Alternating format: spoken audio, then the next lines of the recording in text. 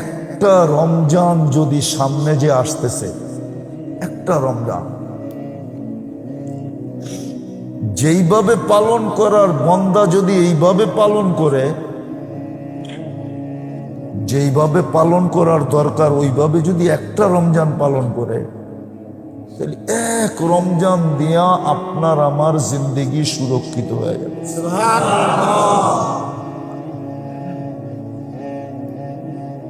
একটা ছোট উদাহরণ দিই, ছোট হাদিস থেকে। আপনি ইচ্ছা করলে নিচে নামতে নামতে নামতে সহজ করতে করতে করতে করতে এইখানে নিয়ে আসছে, মান ফাত্তারা সাইমান শুরবাতা মা, যে এক ঢোক, এক ঘোট পানি দিয়া, এক ঢোক পানি দিয়া, এক ঢোক কতটুকু? এতটুকু, ঠিক না? কতটুকু? এতটুকু, ঠিক না? এক ঢোক পানি দিয়া যে কোনো রোজাদারকে রোজা খোলাবে, খোলাইতে দেরি, নিজেকে জাহান্নাম থেকে মুক্তি করাইতে দেরি করল না।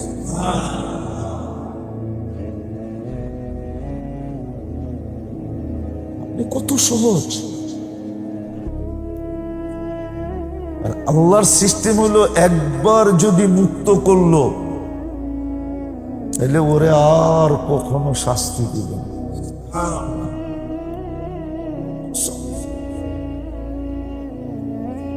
আমরা মানুষকে দিন সহজ করে বুঝাইতে পারি না। দোষ কিন্তু আমাদের, দোষ কিন্তু আমাদের, আপনাদের না, আমাদের। আমাদের আমি আমার দোষ মনে করব, আমরা দিন সহজ করে মানুষকে বুঝাইতে পারি না। বুঝাইতে যদি পারতাম, তাহলে কসম খোদা, ঢাকা শহরের রাস্তাগুলা ইফতারের আগে দেখতেন প্রত্যেক মানুষ গেলাস লইয়া দাঁড়ায় আছে। জিজ্ঞাসা করতেন, এই লক্ষ লক্ষ মানুষ রাস্তায় গেলাস লইয়া দাঁড়ায় আছো কেন? পানির গেলাস নিয়া। বলছে, এক ডোক পানি দিয়া ইফতার করাইয়া নিজেকে জাহান্নাম থেকে মুক্ত করাইতে চাই। তাহলে দেখতেন সমস্ত অলি গলি লোক দিয়া ভরা, সবার হাতে পানির গেলাস। ধনীও দাঁড়ায় থাকতো, গরিবও দাঁড়ায় থাকতো। বরং ওই সময় চলতো হইতো কি জানেন? বলতো, তুই আমারটা দিয়ে ইফতার কর, আমি তোরটা দিয়ে ইফতার করি, তোরও জাহান্নাম থেকে মুক্তি মিলুক, আমারও মিলুক। এই মেজাজ আমাদের ভিতরে তৈরি হইত। এটা কোনো কঠিন না, কিন্তু সহজ মেজাজ। আপনি দেখতেন যাত্রাবাড়ি চৌরাস্তায় লোকে লোকারণ্য হয়ে যেত, সবাই গ্লাস আর বোতল লয়ে দাঁড়ায় আছে। কেন? আজান দিতে দেরি, যারে পামু আর এই খোলাম। প্রতিযোগিতা চলত। এই জন্যই বলতেছিলাম, জীবন কিন্তু সুরক্ষিত করা দরকার। এটাই মকসদ, সুরক্ষিত করো। কিন্তু আপনি যদি প্রশ্ন করেন কিভাবে করব, এই জন্যই বললাম যে আল্লাহ পদ্ধতিও তৈরি করে দিছেন, যে কিভাবে বান্দা নিজের জীবনকে সুরক্ষিত করবে। পদ্ধতি তৈরি করে দিছেন, পদ্ধতিও নিজেই বানায়া দিছেন, বানায়া দিছেন। একটা উদাহরণ দিলে বুঝবেন কিনা জানি না, দিমু না, বয়স তো হয়ে গেছে, এখন মনে আছে কিনা জানি না। বাচ্চা যখন দাঁড়াইতে শিখে, বাচ্চাকে যখন দাঁড়াইতে শিখায়, তো বাবা আঙ্গুল ধরে দাঁড় করায় দিয়া আবার নিজে হাততালি দেয়, ঠিক না? পরে দাঁড় করায় দিছে কে? হ্যাঁ, হাততালি দিতেছে কেন? খুশিতে ওরে সাবাস দিতেছে, ঠিক না? সাবাস বেটা, তুই দাঁড়ায় রইলি। আল্লাহ যেন আমাদেরকে এরকমই করতেছে। পদ্ধতিও নিজে তৈরি করে দিছেন, ওই পদ্ধতির উপরে আমল করলে আবার আমাদেরকে হাততালিও দিতেছেন। ওই যে সোয়াবগুলা, এটাই তো হাততালি। সোয়াবগুলাই কি হাততালি। আপনি কোরআন থেকে নেন, বন্ধুর প্রশংসা করতেছে, ইন্নাকা লাআলা খুলুকিন আযীম, ইন্নাকা লাআলা খুলুকিন, তাকে বলছে মুহাম্মাদুর রাসূলুল্লাহ, ঠিক না? এমন ভঙ্গিতে বলছে যেটা বললে আবার ওলামারা কি লেখা শুরু করে আমার বিরুদ্ধে আল্লাহ জানে। ওটা বললাম না, কিন্তু মন চায় বলি, মন চায় কি, আরে না, মন চায় বলি, মন চায় বলি, মন চায় বলি। না, আমাদের নবীজির নাম কি?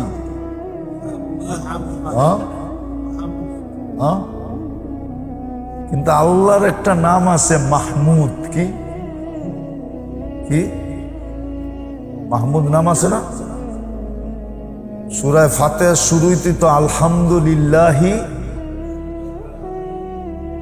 সমস্ত প্রশংসা কার জন্য? আল্লাহ কি এলো? মাহমুদ, ঠিক না? মাহমুদ মানে যার প্রশংসা করা হয় তাকে বলে কি? আর আমাদের নবীজির নাম কি? মুহাম্মদ। আল্লাহ বলে সমগ্র সৃষ্টি আমার প্রশংসা করে, এই জন্য আমি হইলাম মাহমুদ। আর আমি বন্ধুর প্রশংসা করি, এই জন্য বন্ধুর নাম হইল মুহাম্মদ।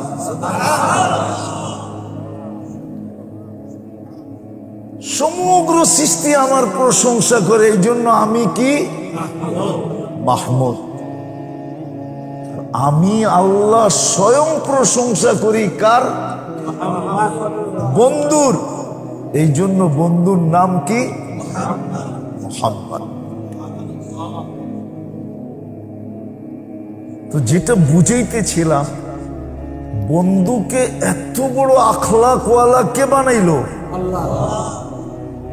নিজে বানায়া নিজেই হাততালি দিতেছে, ইন্নাকা লাআলা খুলুকিন আযীম। ওই যে বললাম না, সন্তানকে খাড়া করানো শিখাইতে যায়া আঙ্গুল দইরা দাঁড় করায়া দিয়া এখন বাপ নিজেই তালি দিতেছে, সাব্বাস বেটা, ঠিক না? কিন্তু দাঁড় করায়া দিছে কে? আল্লাহ ঠিক এরকমই করতেছে। কারণ কি? ওই যে আগে বলছি, কেননা মাথায় তো উঠায়া ফেলছে, মাথায় তো কি, মাথায় তো কি, মাথায় উঠাইছে মনে আছে? সমগ্র সৃষ্টির ভিতরে শ্রেষ্ঠ বইলা তো ফেলছে, ঠিক না? প্রমাণ করাইতে হইব না?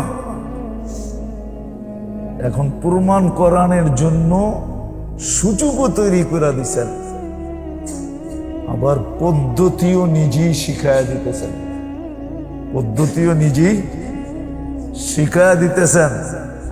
আর সমগ্র সৃষ্টির সামনে আবার ওয়াহওয়া ওয়াহওয়া বইলা কি আল্লাহর জন্য, যদিও এই শব্দ শোভনীয় না, হাততালি দেওয়ার,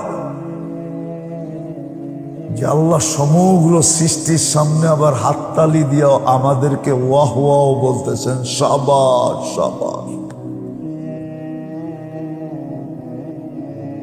আসলে কিন্তু সুরক্ষিত করা হলো, জিন্দেগি সুরক্ষিত করা, এটা উদ্দেশ্য। সহজ পদ্ধতিতে। এই জন্যই বললাম, সামনে যে রমজান আসতেছে, ইচ্ছা করলে এক মাসে ক্ষুদ্র আমল দিয়া চিরদিনের জন্য নিজেকে কি করতে পারে? জীবনকে সুরক্ষিত করতে পারে। ছোট একটা আমল দিয়ে যদি ওইভাবে রমজান উদযাপিত হয়, সুযোগগুলা সব কাজে লাগানো হয়। কিন্তু আমি যেটা বুঝাইতে চাইতেছি মোটা মোটা, এই জন্য আল্লাহ বুঝাইছেন, আল্লাহর বন্ধুর মাধ্যমে, মুহাম্মদুর রাসূলুল্লাহর মাধ্যমে আমাদেরকে বুঝাইতে চাইছেন, বুঝাইতে চাইছেন। কখনো এক আমলের কথা বলছেন। দেখেন হাদিস থেকে বলতেছি, ঢুকছে আল্লাহর রসুলের চোখে পড়তে দেরি, সবার সামনে চিৎকার দিয়া বলতে দেরি করেন না, লোকটা জান্নাতি। কি বা আগের থেকেই বলতেছিল, এখন যে আসবে সে কিন্তু জান্নাতি। তোমরা যদি জান্নাতি লোক দেখতে চাও তাহলে এর চেহারাটা দেখতে পারো। এখনই কিন্তু আসবে, এখনই কিন্তু। একজন আয়সা ঢুকছে, দ্বিতীয় দিন আবার বলতেছে ঠিক এইভাবেই, এখন একজন লোক আসবে আমার মজলিসে ঢুকবে, তোমরা যদি জান্নাতি দেখতে চাও তো তাকে দেখতে পারো। তো দেখতেছে গতকালকের লোকটাই আজকে আসছে। আবার তৃতীয় দিন এইভাবে সাজায়া গুছায়া বলতেছে, এখন কিন্তু এক জান্নাতি লোক আসবে, যে জান্নাতি, যদি দেখতে চাও তাহলে দেখতে পারো, মন ভোলা দেখো। তো দেখে ওই প্রথম দিনের লোকটাই। তো কয়বার হইল? একজনই সুসংবাদ পাইলেন জান্নাতের, কয়বার? এক সাহাবী ছিলেন সবচেয়ে বড় সাহাবাদের ভিতরে, আবেদ, নাম ভুলে গেছি আমি, বড় আবেদ ছিলেন। ওনার মনে কৌতূহল জাগছে যে এত ইবাদত করি, আজ পর্যন্ত তো আমাকে চিনেন, জানেন, তারপরও তো একবার জান্নাতি বলল না। এই লোকটারে তো আমরাই চিনি না। তিন দিন টানা জান্নাতি বললেন। ওর বাড়িতে যে হানা দিতে হবে, বাড়িতে যে হানা দেওয়া, বোঝেন? হানা দিতে হবে, দেখি ও কি আমল করে। যে বলছে, ভাই তোর এখানে মেহমান হব 3 দিন, কই থাক, আমি যা খাবো তুমিও তাই খাবে। হ্যাঁ, নাইলে একজনেরটা দুইজনে ভাগ করে খাবো, থাকো। তো 3 রাত্র সজাগ থেকে দেখছে কি আমল করে। তো দেখে কোনো আমল নাই, এশার নামাজ বাজমাত পড়ে আর আইসা নাক ডাইকা ঘুমায় ফজর পর্যন্ত। কি আপনি বলবেন এশার নামাজের পরে খায় না? না, আসলে সুন্নতি খাওয়া হইল মাগরিবের পরে। কি কি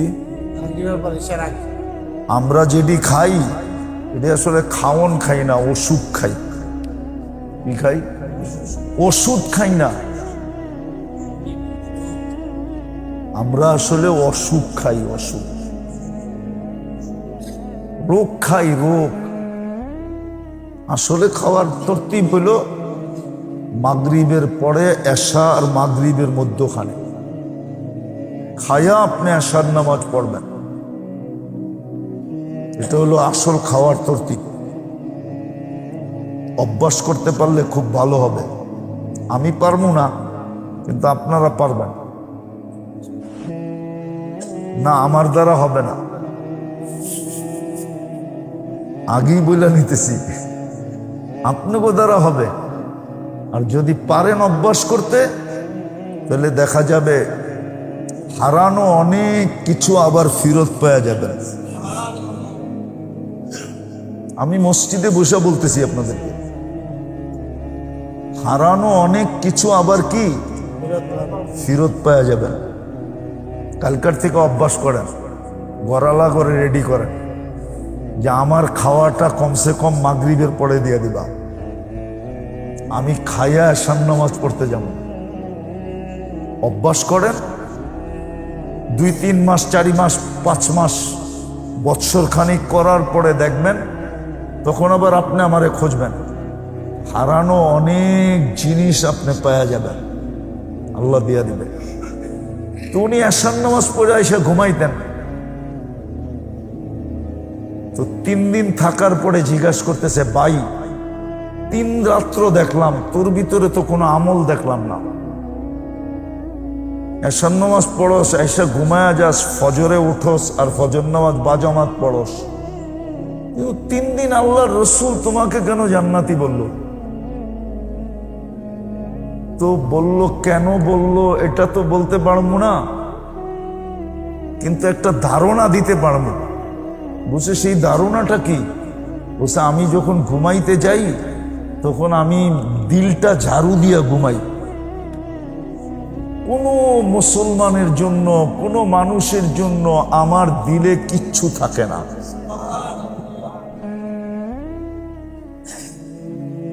সাহাবী রসুল রতন ছিলেন। কি রতন বোঝেন? বাংলা একটা প্রবাদ বাক্য বলমু, রতনে রতন চিনে। শুনছেন কোনোদিন?